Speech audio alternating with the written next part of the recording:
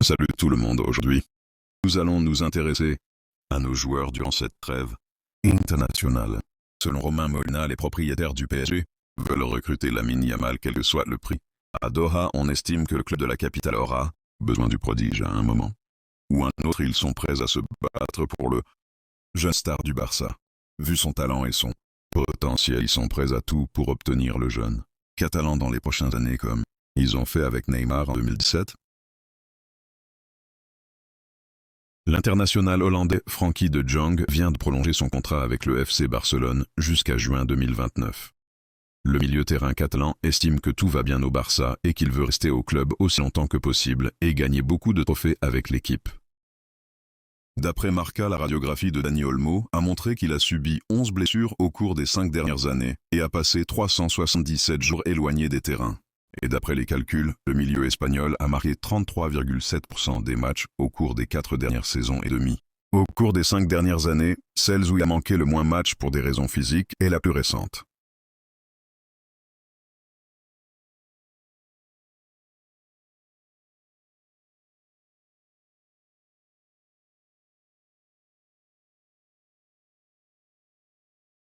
La déclaration officielle du club. Le membre Marc Siria Roig a demandé qu'un point soit inclus à l'ordre du jour de prochaine assemblée générale pour retirer l'autorisation accordée pour vendre une participation dans Barcelone Licensing and Marketing. Le club affirme que la proposition n'a pas reçu un soutien suffisant et souligne qu'il n'a pas l'intention de vendre une quelconque partie de l'entreprise. C'est la déclaration officielle du Barça pour annuler cette proposition. Selon la source Bild, le Borussia Dortmund s'intéresse à Guy Fernandez, qui joue actuellement dans l'équipe B. Selon Bild, la famille du joueur pousse pour qu'il obtienne plus de jeux. Selon Sport, Léo Messi annonce la création d'un nouveau tournoi portant son nom, Messi Coup.